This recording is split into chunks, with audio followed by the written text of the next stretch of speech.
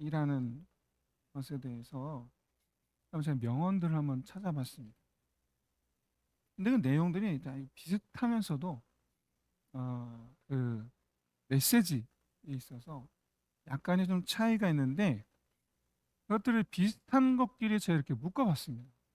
그랬더니 제일 많은 내용 메시지가 존중을 받고 싶으면 먼저 다른 사람을 존중하라. 그런 내용이었어요.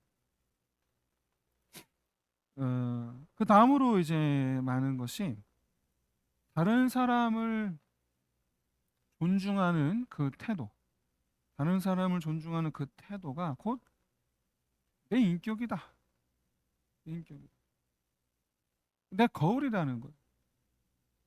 나를 보여주는 거라는.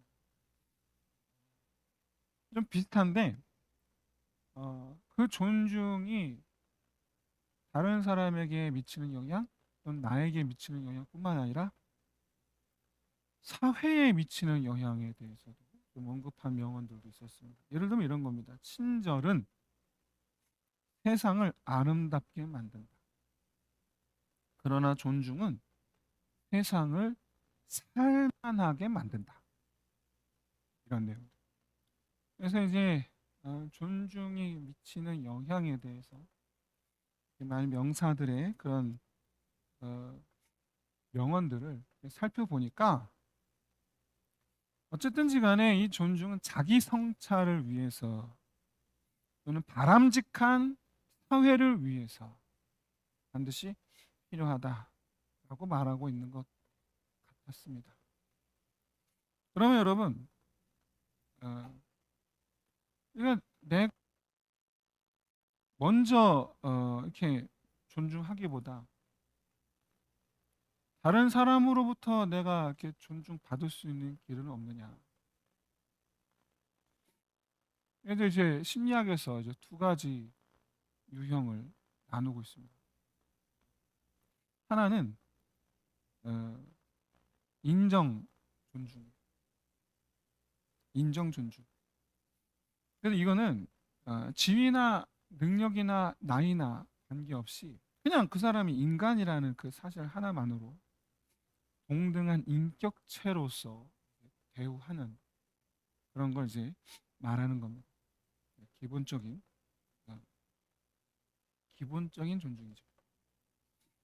근데 이런 존중은 상대방이 어떤 사람이든지 또는 어떤 위치에 있든지 또는 어떤 성격의 사람이든지 그런 거 관계없이 그 사람 존재 자체가 인격적으로 존중받을 가치가 있기 때문에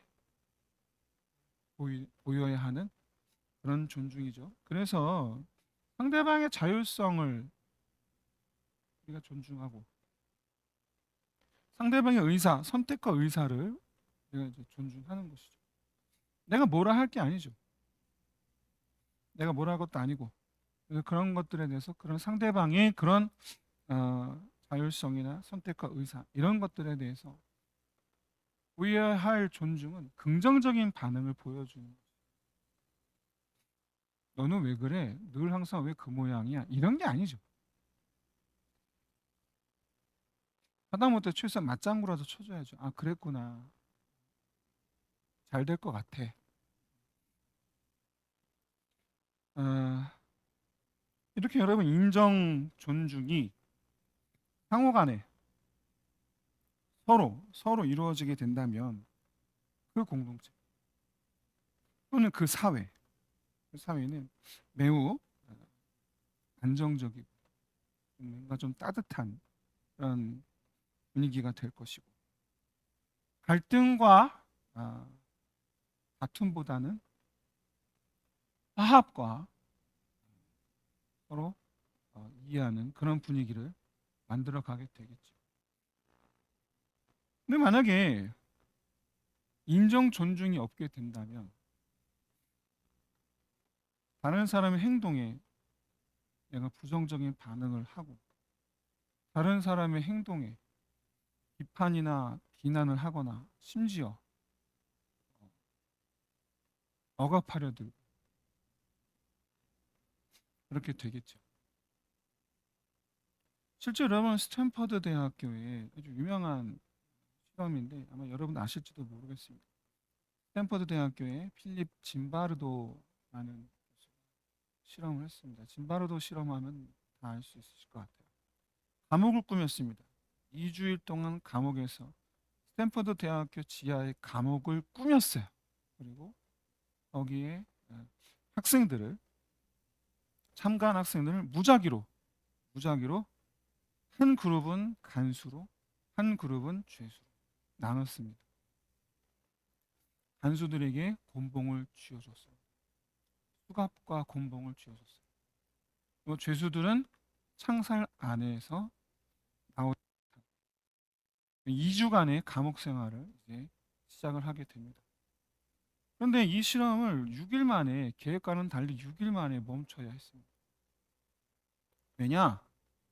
서로 역할에 너무 집중하는 거예요.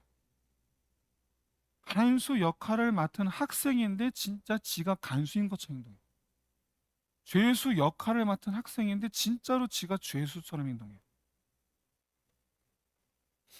그래서 간수 역할을 맡은 학생들이 죄수 역할을 맡은 학생들을 강학, 학대를 하는데 그 죄수 역할을 맡은 학생들이 정말 그야말로 무기력하게 당하기만 하는 거예요.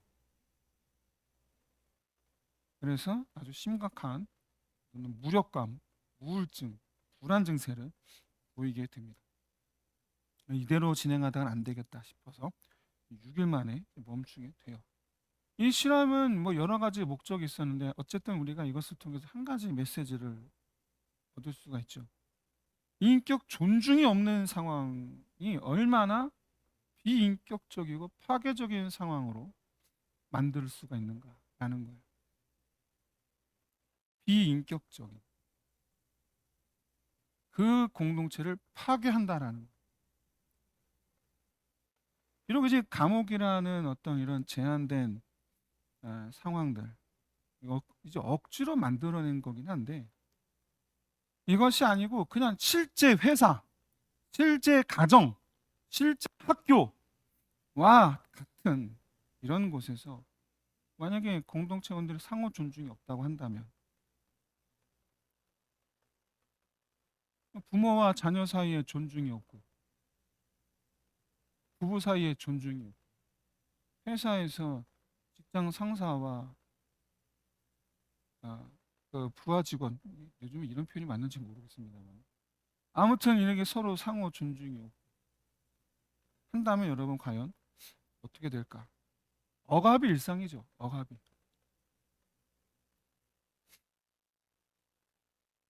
그나마 좀 낫다. 그나마 좀 최악은 피하고 그나마 좀 낫다 싶으면 이제 성과주의, 결과지상주의가 돼요. 성과를 내지 못하면 인정을 못 받는 거예요. 이런 데서는 각 개인들은 무력감에 빠지겠죠. 나는 뭐 하는 존재인가? 나는 어떤 존재인가? 자기 존재 가치를 잃어버리게 되겠죠. 그만큼 이제 자아 실현 욕구도 상대적으로 사라지게 될 겁니다. 해서 뭐 하나? 라는 거예요. 이렇게까지 해서 뭐 하나? 이에 대해서 실제로 이제 벨기에 사회심리학자 데이비 크레머 실험이라고 하면 아마 다 나올 거고 아마 다 아실 겁니다. 아주 유명한 실험인데 이 자아 실현 욕구에 대해서 실험을 했습니다. 총 81명의 사람들을 방원 신청을 받았습니다. 이들이 토론을 하게 됩니다. 토론을 했는데 끝나고 나서 둘로 나눕니다. 무작위로 나눴어요. 하나는 A그룹, 하나는 B그룹을 나눠서 서로 컴퓨터 앞에 앉게 했습니다. 그리고 A그룹의 사람들이 B그룹의 사람들에게 메시지를 보내게 했어요. B그룹의 사람들도 A그룹의 사람들에게 메시지를 보내게 했어요. 오늘 토론한 내용에 대한 피드백을 보내는 거예요. 그런데 실제로는 서로 메시지를 보냈습니다. 그런데 이 메시지가 실제는 안 갔어요.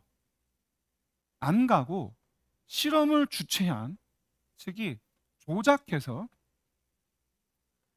B그룹에게는 부정적인 피드백을, A그룹에게는 긍정적인 피드백만을 줬습니다. 그러니까 각자는 저 사람이 나한테 메시지를 보낸 거야 라고 생각을 하겠죠. 그렇게 생각을 한 상태에서 이제 그걸 받았는데 과연 어땠을까? 그 결과를 이렇게 테스트했습니다. 80명에게 300센트를 나눠줬어요. 300센트를 나눠주고 이 모임에 공동기금을 마련을 하려고 한다. 그래서 모임 기금을 81명 전원 똑같이 나누어서 재분배할 거다. 그러니까 당신들이 생각하는 만큼 300센트 내에서 기부하라. 라고 했어요. 근데 어떤 현상이 벌어졌느냐? 부정적인 피드백을 받은 사람들, 당신하고의 모두 토론은 나는 굉장히 쓸데없는 토론이었던 것 같아. 이런 피드백을 받은 B그룹에서는 평균 80센트를 기부했어요. 그런데 오늘 토론 너무 유익했어. 당신의 의견은 뭔가 나에게 새로운 어떤 길을 제시해 준 것 같아. 이런 긍정적인 피드백을 받은 그룹은 150센트를, 평균 150센트를 기부했어요. 이게 뭘 뜻하느냐? 존중받은 그룹은 이 공동체의 소속감을 느껴요. 내가 뭔가 더 책임감을 가지려고 해요. 내가 뭐 하나라도 더 하려고 해요. 애착을 가져요. 그런데 부정적인 피드백을 가진 그룹은 소속감이 없어요. 책임감도 별로 갖질 않아요. 이 공동체에서 내가 존중받고 있다라고 느끼면 이 공동체의 소속감을 느낍니다. 책임감도 가져요. 근데 이 공동체에 내가 존중받지 못하고 있다라고 느끼면 소속감을 느끼기도 어렵고 당연히 책임감도 갖고 싶지 않고 무엇보다 이 공동체에서 탈출하고 싶어 해요. 이게 소위 말하는 부부관계가 깨지는 이유죠. 부부 사이에서 서로 존중받지 못한다 라고 하니까 이혼하는 거예요.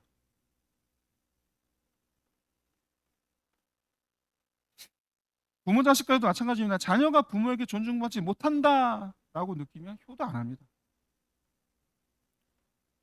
빨리 독립하고 싶어. 엄마 아빠를 위해서 내가 뭔가를 해야 된다는 생각을 안 합니다. 그런데 사춘기를 만나면 이제 엉망진창이 되는 거죠. 그랬기 때문에 이런 인간의 성향을 지으신 분이신 하나님 너무나 잘 아시겠죠. 그래서 주님께서 뭐라 하셨느냐? 자기보다 남을 낮게 여기라 라고 하신 거예요. 그래서 오늘 본문에서도 어린아이라 할지라도 그를 존귀히 여겨라 라고 하시는 거예요. 그래서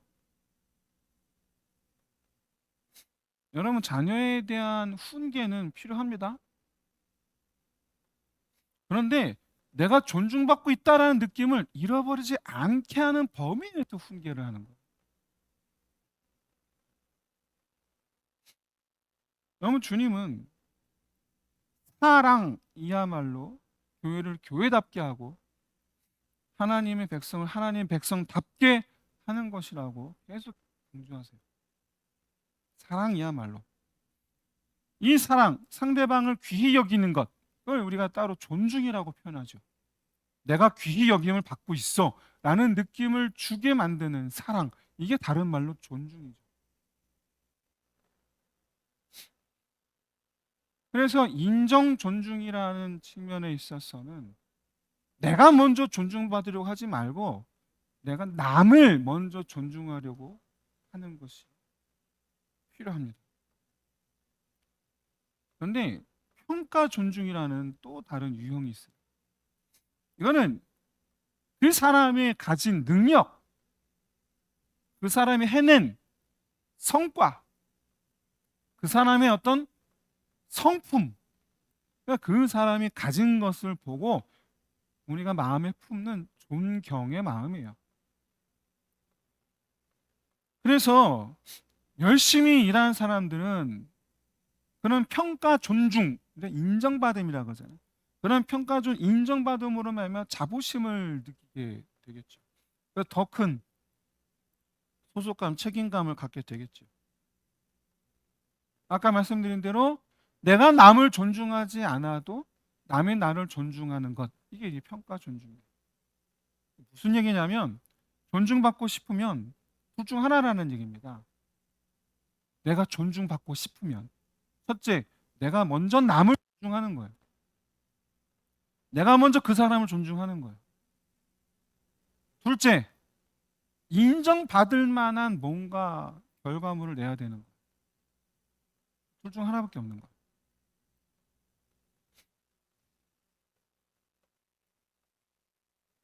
근데 여러분 실제로 잘해서 칭찬하는 것이 이제 평가 존중인데 그렇지 않고 결과와 상관없이 그의 노력 자체를 존중하는 것, 이것도 평가 존중이거든요. 그런데 그 공동체에 있어서 이 평가 존중의 기준이 결과보다는 과정에 있을 때 그 공동체가 더 건강한 공동체가 되겠죠. 그리고 오히려 그 공동체 안의 모든 사람들의 결속력이 더 단단해지겠지요.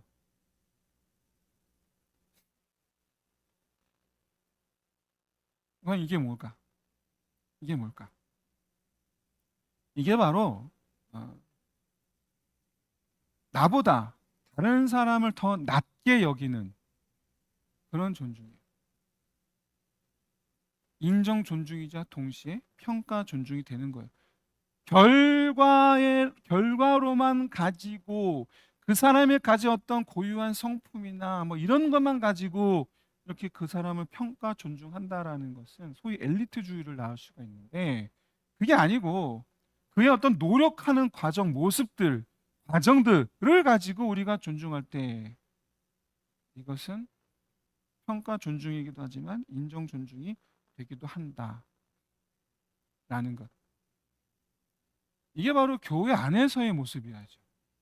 이게 우리 교회와 성도들은 봉사로 섬기는 것, 이게 즐거운 일이 되어야 됩니다. 그러기 위해서 어떻게 되느냐? 잘했어 못했어가 아니죠. 수고하고 있는 그 자체로서 서로 귀히. 못하면 또 어떻습니까? 못할 수도 있지. 그런 건 별로. 저는 여러분 아시겠지만 저는 개인적으로 뭐 잘하고 못하고 별로 그렇게 신경 쓰지 않습니다. 결과를 가지고 저는 이렇게 논하고 이러지는 이런 거 별로 제 자신이 별로 그렇게 하지 않습니다. 중요한 것은 우리 교회 공동체 안에서 서로의 어떤 이런 수고와 헌신, 이 모든 것들에 대해서 우리가 서로 인정해주고 알아주고 이런 평가 존중이 되겠지만 이것이 또 한편으로 인정 존중이 된다라고 말씀드렸는데 이와 같은 것들로 인해서 서로를 향한 배려심 오히려 더 커지겠죠. 서로를 향한 이해심 더 커지겠죠. 서로를 향한 어떤 이런 결속력 더 단단해지겠죠.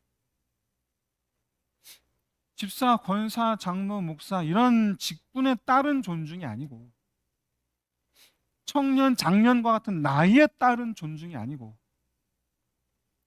그냥 그저 예수님께서 우리 어린아이들을 귀히 여기신 것과 똑같이 서로 귀히 여기고 그렇게 존중한다면 그것이 예수 안에서 하나가 되는 길이라고 믿습니다.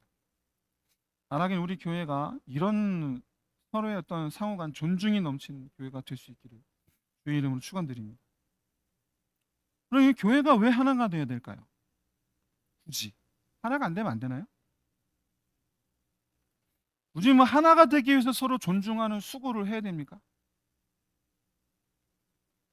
사도 베드로가 우리가 서로 존중해야 하는 이유를 상대방으로 하여금 그 형제로 하여금 하나님을 향한 그 믿음 위에 서게 하기 위해서라. 그에게 하나님을 향한 소망을 갖게 하기 위해서라고 말씀하고 있어요. 이게 무슨 얘기냐면 우리가 만약에 서로 존중하게 된다면 서로가 서로의 믿음을 더 세워주고 서로가 서로를 하나님을 향한 소망을 더 굳건하게 해주는 그런 그런 모습이 될 수 있다라는 뜻이에요. 그럼 이것을 온전히 이해하려면 반대 상황을 생각해 보면 됩니다. 반대 상황을. 지금 너무나 많은 우리 주변에 가난한 성도들이 있어요. 그 사람들 옛날에 교회 잘 다녔습니다. 교회 잘 다니던 사람들이 교회를 왜 떠났나요? 시험에 빠졌기 때문에. 교회에서 사랑이 아니라 미움을 경험했기 때문에. 존중이 아니라 무시를 경험했기 때문에. 오늘 본문에서 하마터면 무시를 당할 뻔한 가족이 등장하죠.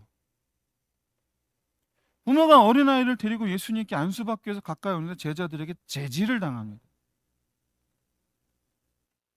만약에 예수님께서 그 제자들을 멈춰 세우지 않았더라면 이 가족은 제자들이 아니라 예수님께 어떤 마음을 가졌을까요? 사랑하는 성도 여러분, 그 제자들처럼 우리도 교회를 대표하고 있어요. 그리고 예수 그리스도를 등에 업고 있어요. 우리는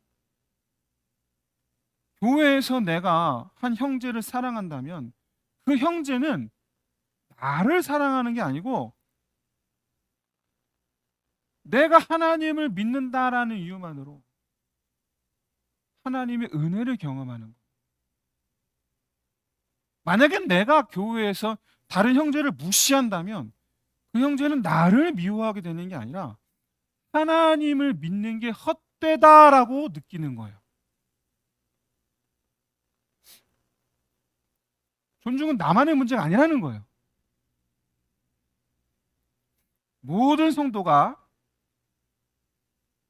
그렇게 교회를 대표하고 있고 예수 그리스도를 등에 업고 있어요. 그래서 내가 형제를 존중하면 결국 하나님 영광 받으시는 거예요. 할렐루야. 내가 형제를 무시하면 결국 주님이 거절당하시는 거예요. 이럴 거면 하나 안 믿을래? 이렇게 되는 거예요. 예. 오늘 본문에서 제자들이 한 가족을 막아설 때 그 가족들은 가로막는 그 제자들과 예수님을 한 팀으로 보기 때문에 예수님과 제자들을 절대로 결코 따로따로 분리해서 생각하지 않기 때문에 아마 이 무리의 책임자인 예수님을 원망했을 거란 말이죠. 예수님의 의도와 상관없이 제자들 때문에 예수님이 원망을 살 뻔한 사건이 오늘 본문이에요. 그러니까 그래서 주님께서 제자들에게 아주 엄하게 말씀하십니다. 엄하게. 어느 정도로 엄하게 말씀하셨느냐? 어린아이를 가로막는 자는 결코 천국에 들어가지 못하리라. 이건 뭐 저주잖아요. 거의 저주에 가까워요. 그 이유가 이것 때문에. 내가 남을 존중한다라는 문제는 나만의 문제가 아니라는 거예요. 우리가 남을 존중하지 않는 것이 얼마나 예수님께 큰 민폐인가. 반대로 그만큼 우리가 다른 사람을 존중하는 것이 얼마나 예수님을 기쁘시게 하는가. 왜? 그 사람이 나로 말미암아 하나님을 보게 되기 때문입니다. 특히 내가 예수 믿는다라는 것을 확실히 알고 있는 하나님을 믿지 않는 불신자들이 내가 그들을 존중하면 그 불신자들은 나를 좋게 여기는 게 아니고, 물론 좋게 여기겠지만 나만을 좋게 여기는 게 아니라 내가 믿는 예수 그리스도를 인정하게 된다라는 거죠. 얼마나 하나님 영광 받으시겠습니까? 그런데 우리가 하나님을 믿는 성도를 존중하듯이 불신자를 존중해야 하는 또 다른 이유가 있어요. 그럼 바로 하나님을 믿든 안 믿든 모든 사람들은 하나님의 형상으로 지음받았다라는 사실입니다. 그래서 믿음의 사람이 불신자들을 존중하는 것은 그 사람을 지으신 창조주 하나님 때문이어야 한다라는 거예요. 내가 믿는 성도든 믿지 않는 불신자든 존중해야 되는 이유, 그 사람이 하나님의 작품이기 때문이라는 거예요. 하나님의 작품이 분명하다면 하나님 때문에 그 하나님의 작품을 존중해야 함이 마땅한 줄로 믿습니다. 지금까지 존중에 대해서 여러 가지 각도에 대해서 생각해 봤습니다. 정리하면 이렇습니다. 첫째, 제일 먼저 우리 공동체 안의 모든 사람이 서로 존중함으로 소속감과 책임감을 갖게 된다. 교회가 세워져요. 교회가 세워져요. 그래서 주의 몸된 교회를 세워야 하는 이 사명을 가진 우리 모든 성도들은 가장 실천해야 하는 사랑의 여러 가지 모양 가운데 하나가 바로 이 서로 존중하는 겁니다. 인정 존중, 평가 존중. 그 사람의 지위 관계없이 나이 관계없이 존중해 주는 것. 그 사람이 해낸 어떤 결과로 인해서가 아니라 그 사람의 헌신과 노력과 그거로 말미암은 평가 존중. 둘째, 내가 형제를 존중한다. 그러므로 말미암아 그 형제로 하여금 더 하나님을 믿는 믿음 위에 굳게 서게 한다라는 것. 서로가 서로를 세워준다라는 것. 잊지 마세요. 우리는 교회를 대표하고 있어요. 나는 교회를 대표하고 있어요. 셋째, 내가 반대로 내가 형제를 존중하지 않으면 그 형제는 시험에 빠져요. 믿음이 떠납니다. 우리가 가정에서 자녀 교육에 있어서도 여러분 꼭 명심하시기 바랍니다. 우리가 자녀들은 내가 목사요, 장로요, 권사요, 집사요 이거 다 알아요. 근데 그런 엄마 아빠 나를 존중하지 않아. 그럼 그 아이는 절대 신앙 안에서 크지 않습니다. 절대로. 하나님을 믿어봐야 뭐해. 이렇게 되는 거예요. 이렇게.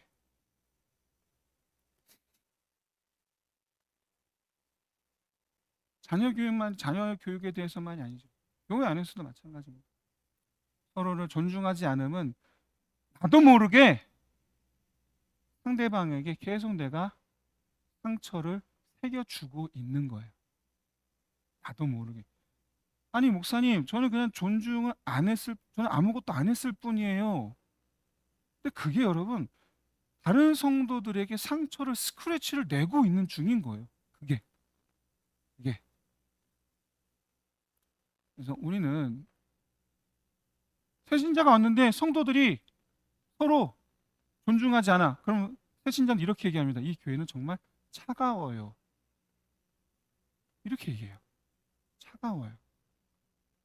그런데 새신자가 왔는데 성도들 서로 존중하고 서로 막 칭찬하고 서로 막 안아주고 막 그러면 새신자는 이렇게 얘기합니다.